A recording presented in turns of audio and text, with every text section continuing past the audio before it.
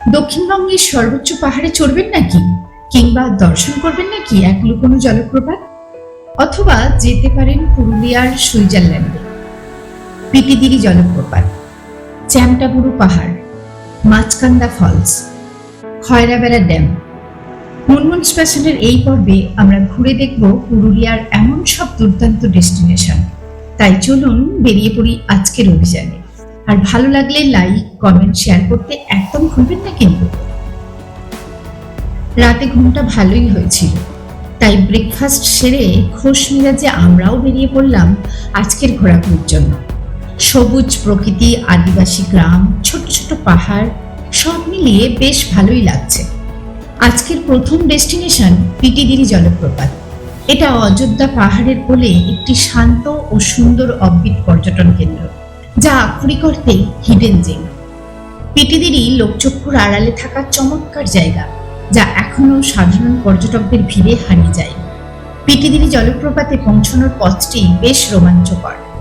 মূল রাস্তার ডান দিকের একটি হাঁটা পথ ধরে জঙ্গল ও নদীর ধার দিয়ে প্রায় 2 কিলোমিটার পথ পায়ে হেঁটে যেতে হয়।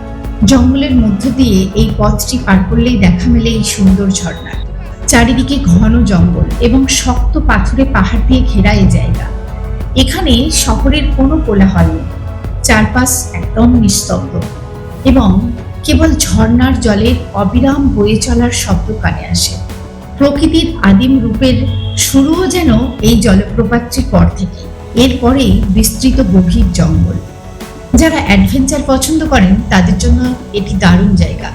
এখানে ট্রেকিং করার পাশাপাশি স্থানীয় নদী ও ঝর্ণার অববাহিকায় ক্যাম্পিং করার আদর্শ পরিবেশ রয়েছে। দেখলাম ভরা বর্ষার মৌসুমে এই জলপ্রপাতের রূপ বড়ই সুন্দর।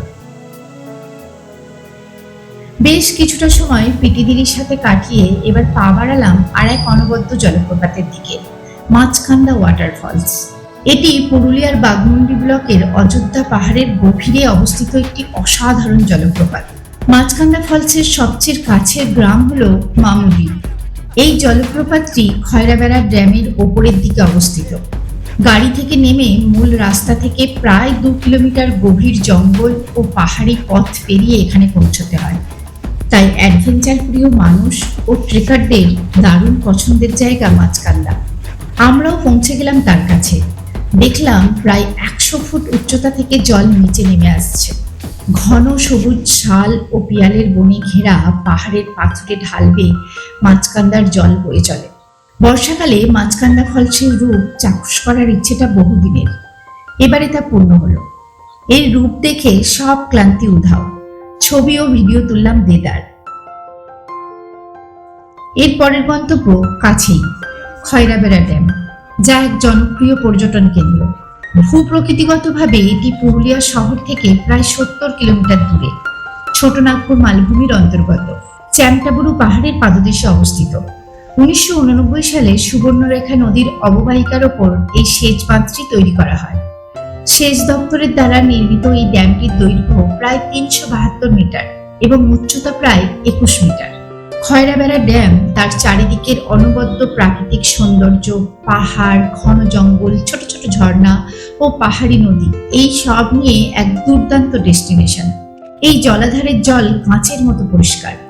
শান্ত পরিবেশের জন্য একে অনেকেই পুরুলিয়ার সুইজারল্যান্ডও বলে থাকেন। বসন্তকালে চারপাশের পলাশ গাছগুলি লাল ফুলে ভরে যায়, যা এই অঞ্চলের সৌন্দর্যকে বহুগুণ বাড়িয়ে তোলে। শীতকালে প্রচুর পরিযায়ী পাখি আসে এখানে। এছাড়া সংলগ্ন অযোধ্যা পাহাড়ের জঙ্গল, ময়ূর, বুনো শুয়োর, হরিণ, বিভিন্ন প্রজাতির কীটপতঙ্গ, পাখি এবং হাতির নিশ্চিত আবাসভূমি।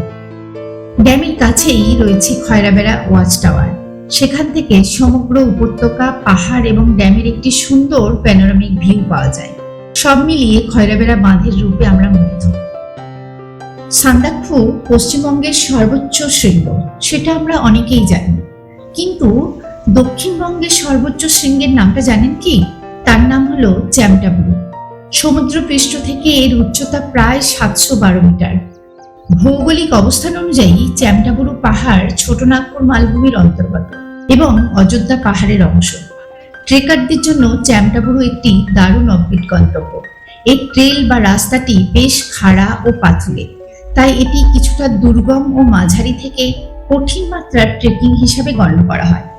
যাযাহাতু গ্রাম বা খয়রাবেড়া ড্যামের দিক থেকে এই পাহাড়ের চূড়ায় ওঠার ট্রেকিং শুরু করা যায়।